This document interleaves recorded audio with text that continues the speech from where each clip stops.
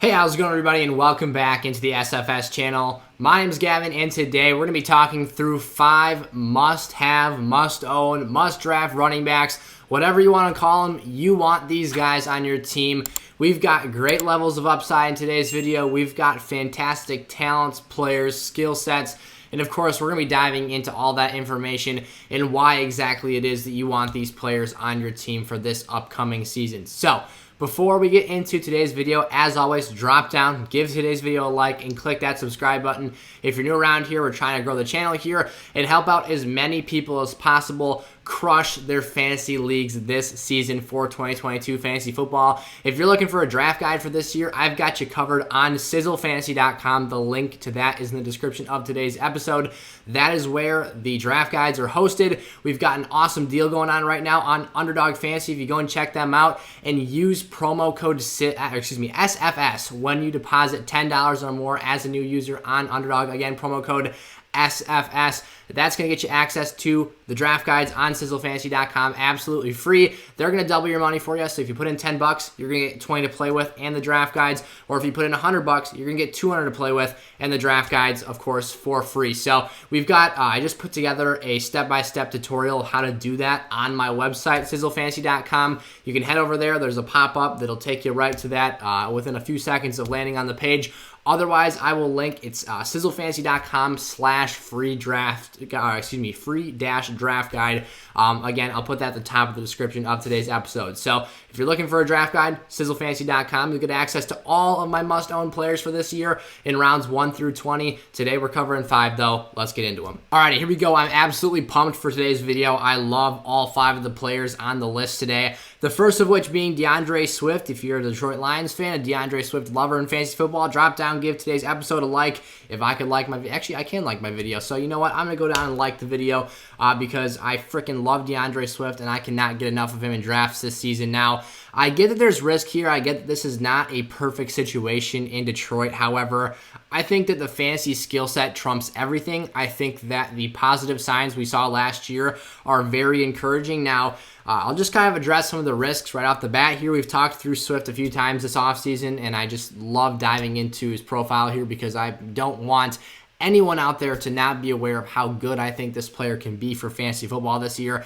His ADP is vaulting a little bit right now, which does add some risk to the situation. It is a bit higher than previous episodes I've talked about him. It is 15.9 overall right now on Underdog Fantasy. Again, if you guys use promo code SFS and get a draft guide free, I'm going to play in leagues with you guys this year, and I'll be sending out those links. I've got a few of them pinned in descriptions and comment sections of videos, so go look around for those. And if we're still filling, obviously you can get yourself in those leagues. But Swift's ADP is on the rise. The main concern here is that in each of his first 2 seasons, that being 2020 and the 2021 year, he played just 13 games. So you're talking about missing 3 games as a rookie, 4 games in his sophomore season in the NFL here.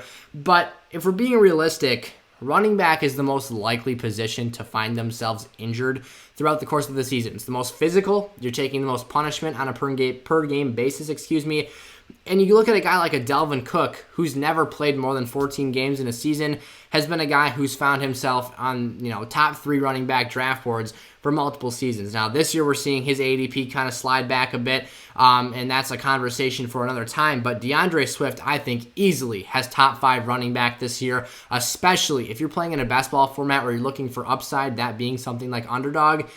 He is the perfect situation and the perfect skill set to assess that positional need with, because you only have to start 2 running backs every single week in your lineup. Now, if you're talking a season-long format, I wouldn't mind if Swift is your top running back. This is something that I've talked through a little bit and responded to some comments about in a draft I did the other day.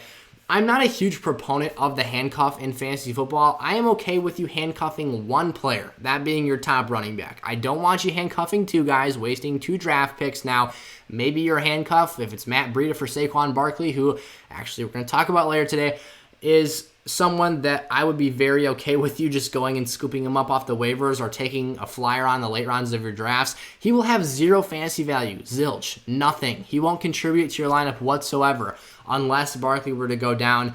Swift is a little different here. Jamal will add something to the table. It won't be a whole lot, but it will be, again, something. He will play a factor in this Detroit offense. So in the event that something unfortunate were to happen to DeAndre Swift, I think Jamal Williams is there, and he's a quality backup option to have for this team. But let's get into the reasons why I like Swift so much. He was 8th in snap share in 2021, which for a guy who, I think a lot of the fantasy community thinks that this is like a 50-50 split and that Jamal is just eating up so much of the opportunity share for Swift. Well, that's obviously not the case when, yes, both of these players were dinged up and were out of the lineups at times. So it's not a perfect and unflawed analytic metric here. But again, 8th in snap share, when you're top 10 at something, that at least deserves and warrants being looked at and being put to further evaluation and further testing here. So DeAndre Swift for me is someone who is seeing a very quality amount of his team's offensive workload. He was 2nd in target share amongst running backs, which is an absolute killer metric that you love to see.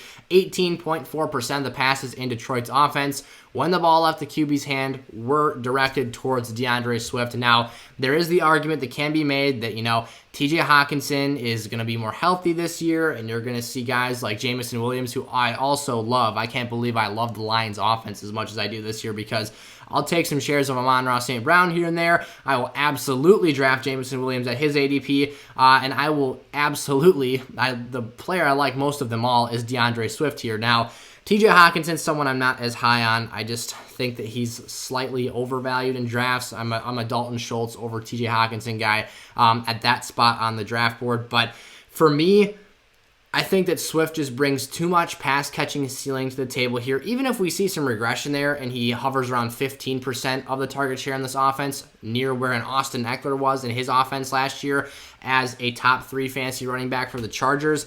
Yes, these two offenses are not the same. The Chargers are going to score more points, and Austin Eckler had 20 touchdowns last year, but DeAndre Swift only had 7. This is a guy who easily could have touchdown progression. Something you hear tossed around there ad nauseum in the fantasy community is touchdown regression. I would say that it's fairly realistic that Swift has touchdown progression. It actually improves in that category. Again, only 7 in 2021, 29 red zone touches. That was 29th in the league, so bottom 3 among starters. There's a lot of room to grow here. There's a lot of reason to be more optimistic and excited about the things that Swift brings to the table. So I cannot smash the draft button enough on DeAndre Swift. Let me know your thoughts in the comment section below. Let me know what you think about DeAndre Swift. Are you drafting him? Are you not this season? And of course, if you have any questions, I'm here to be a tool and a resource for you. So drop those down there as well. And I'll get back to you guys as soon as I possibly can. Saquon Barkley here is my number 2 must-own running back. These are early-round players, by the way. Players that, with the exception of the last guy on the list, mostly players in the top few rounds of your board. Of course, I'm going to be diving into some later-round analysis. We just dropped a sleepers video the other day. I've got some league-winning players that will be coming out here in a couple of days that are going to be some later-round targets. I want to get you guys well-versed in the whole draft board, set up for success from rounds 1 through 18, 20, however many rounds are going, I've got you covered. Again, rounds 1 through 20 of my must-own players are all live on the sizzlefantasy.com SFS draft guides, for this season. So Saquon here, his ADP, I think that he really caught fire, rather, the last couple of weeks here. I think that his ADP has surged a respectable amount. He was definitely a third-round ADP guy, but now on Underdog, he's seen himself creep into the late second round of 12-team formats. Again, 22.1 overall. It's not like it's breaking the bank here. I don't love taking him in the second round. Let's put this asterisk on Saquon. If he is there in the third round, take him. It's too much upside to pass on. There's going to be an extent here where if this ADP continues to push forward, I think that we might be getting a little bit ahead of ourselves and the risk might start to outweigh the reward. But right now, the reward is still very juicy. You're talking about a guy who can be a high-level RB1 finisher.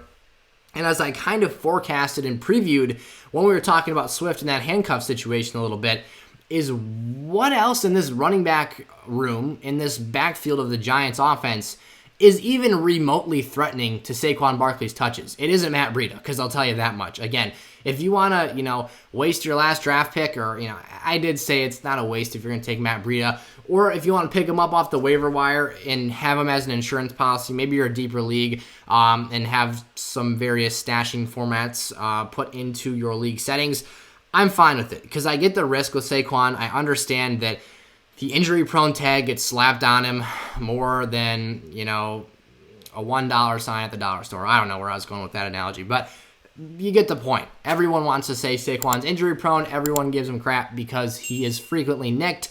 But if we're real here, a high ankle sprain, an ACL injury, those are things that are kind of out of your control. Like, if they're going to happen, they're going to happen. If you're going to get rolled up on by another player, that's just how it's going to be. So Saquon, for me, is still one of the most talented running backs in the league, one of the most explosive players in the NFL. I've actually got some really interesting stats I want to cite here, just telling you how much room for growth there is in the breakaway plays department, which is literally the thing that we center our analysis on Saquon, is he's one of the most, explosive running backs since Adrian Peterson. Well, let's show you just how terrible he was in these metrics last year because of the Giants offense recovering from an ACL injury still. Yeah, he was on the field, but that doesn't mean everything's right upstairs, and that doesn't mean that he's necessarily truly himself in that true form.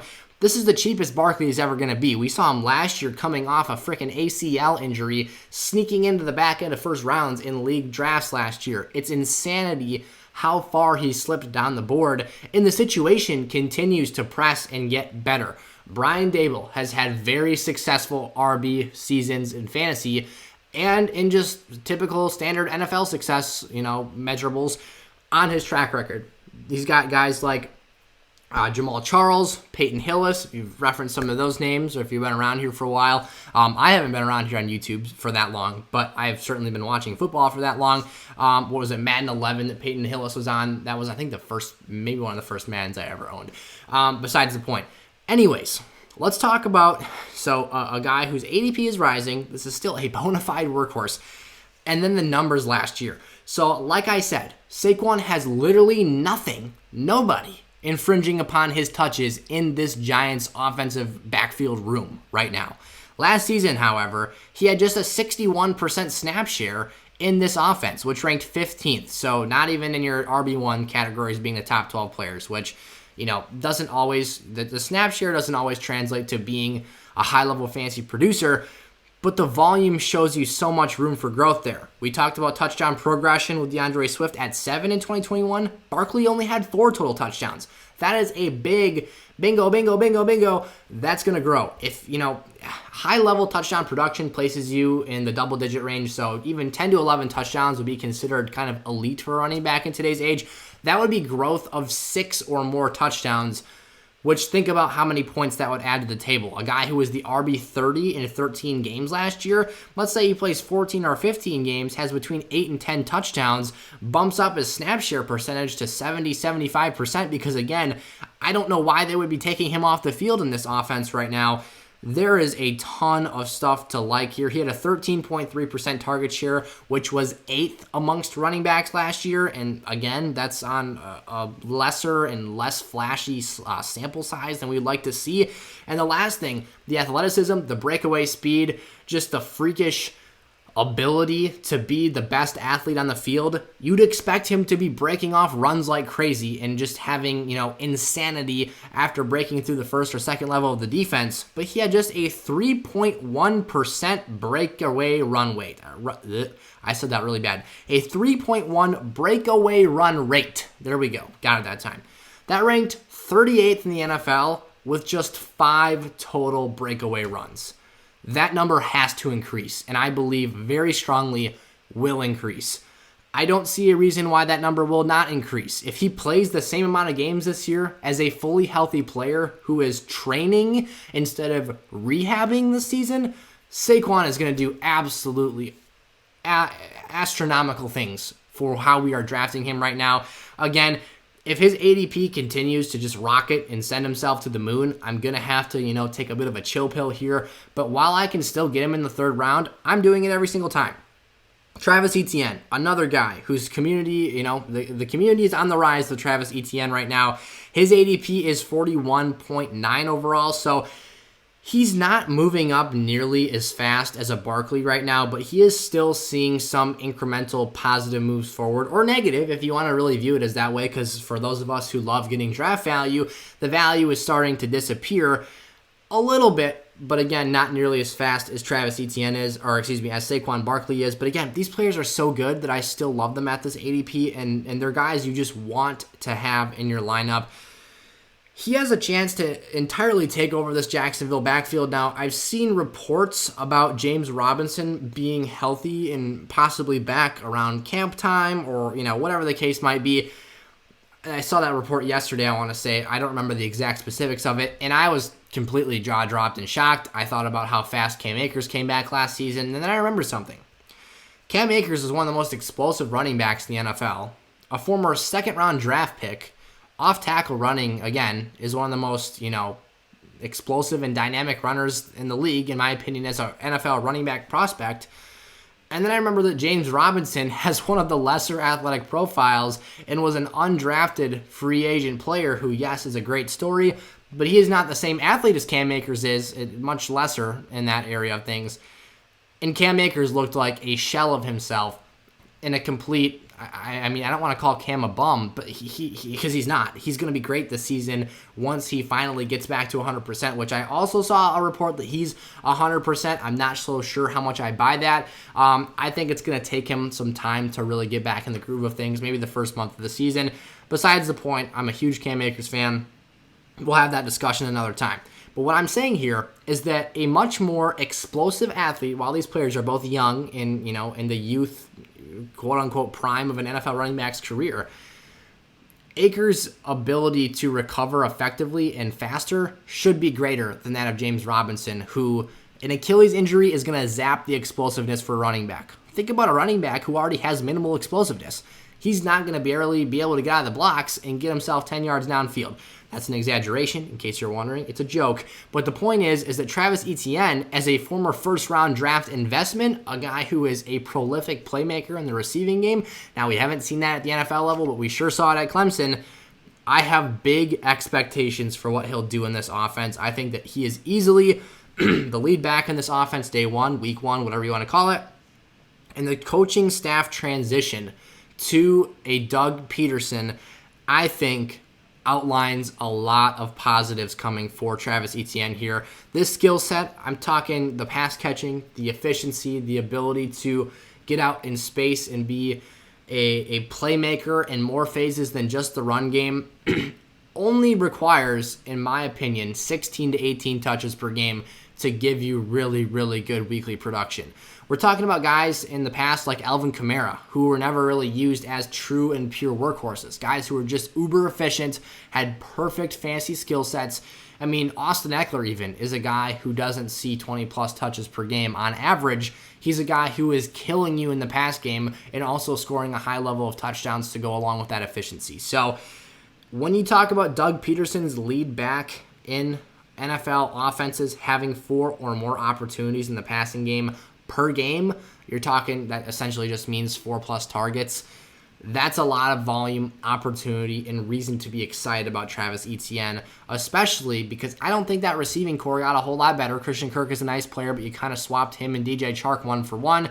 Chark's actually a former Pro Bowler one time. It wasn't the best season ever, and maybe he didn't really deserve to be there in terms of a talent perspective, but that offense last year caused Trevor Lawrence to be number 1 in check down passes. That is a big-time win for Etienne, who can see a lot of underneath work and maybe even higher than that 4+ opportunity marker in the passing game this season. Leonard Fournette is someone I also want to talk about here. So whereas everyone else's ADP is pushing forward a little bit, his is sinking to a point where I liked him at his old ADP. I thought that he was a fine player at that draft position. And now I don't really understand why we're letting players get him for a discount. I mean, this is a player in an elite-level NFL offense. If you know anything about the channel here, what I love to talk about is elite-level offenses put players in positions to score fantasy points. Why? They score more touchdowns. If you tell me you got a better chance to score a TD, albeit you might not be the number 1 receiver in the Bills offense, but I'm sure the Bills are going to score way more touchdowns than the Jags this year. I don't know, just my opinion. But the ADP dip to the 23.1 overall pick here is allowing Leonard Fournette to be drafted as a late second-round pick in 12-team formats.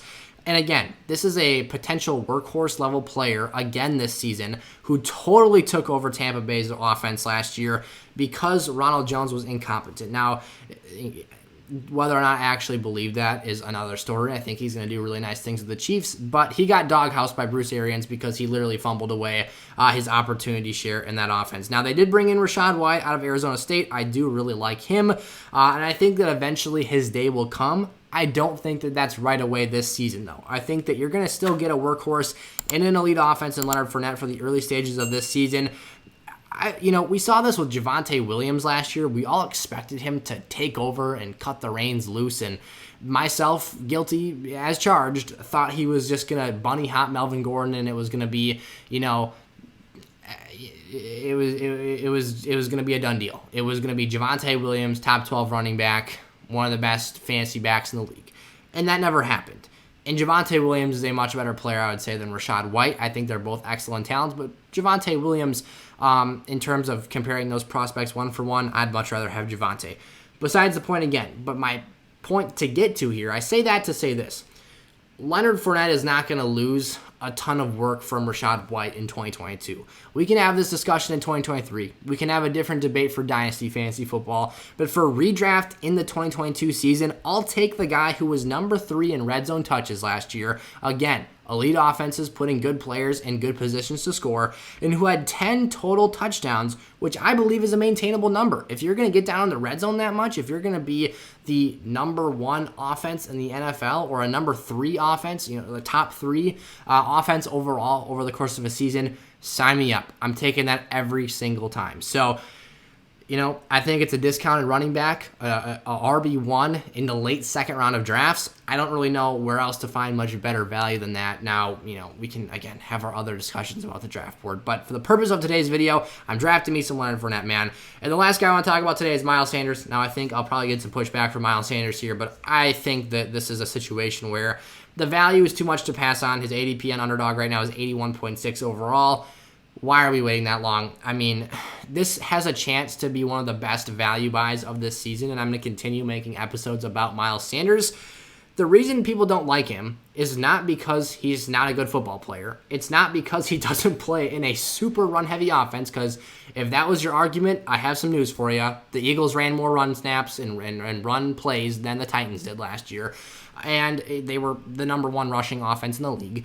And Miles Sanders is a former, in terms of just talking about his talent and what he brings to the table, he's the former number 1 overall recruit at the running back class for his high school year, 5-star athlete, headed to Penn State. Oh, and guess what? He got bunny hopped by Saquon Barkley, who decided to come to town and have a little visit there with Penn State. So Miles had to stay in college an extra year. Miles ends up coming in the NFL, being pretty good as a rookie, and he's been nicked and dinged ever since. Now, if your argument is that he's injury prone, just like other guys in this list, guess what? Before last season, Joe Mixon. Dude couldn't stand the field and play a workhorse season from start to finish to save his life. Last year, finished as the RB3. Dominant. Beast. Great offense. Great situation. Everything worked out for him. Last season, and the point being here is that Miles Sanders kind of floored out last season. He basically scraped the bottom of the barrel. It was very underwhelming. He had 0 rushing touchdowns. That is not going to happen again this season. Again, especially with how many rushing attempts this offense has. And when you talk about, we referenced some of these stats with Saquon earlier, a guy who I just talked about, kind of hopped over him at Penn State. Miles Sanders had 5.2 yards per carry. That ranked number 3 in the National Football League. That is elite efficiency on, yards per rush. He also had 11 breakaway runs. That ranked 10th overall. He had 11 breakaway runs versus Saquon Barkley's 5. That's over 2 times as many. Miles Sanders is explosive. That's just what he does. He gets out in space. He reads his blockers fairly well. He's not a dynamic pass catcher. I'm not going to say and claim that he is something that he isn't. He might catch a few passes here and there, but he's not going to be doing it at a high level. What you're getting here, though, is a very discounted player with top 24 potential who could finish as an RB2 for you that you're completely overlooking because of the injury red flags, which, yeah, they're red flags, but basically every running back has a red flag. Nothing is perfect. Jonathan Taylor has a red flag. It's that last year he was too perfect. I mean, he didn't have a 29.3 point per game average like CMC did when he was the RB1 in 2019, but he also was widely available. He was very consistent until the fantasy playoffs.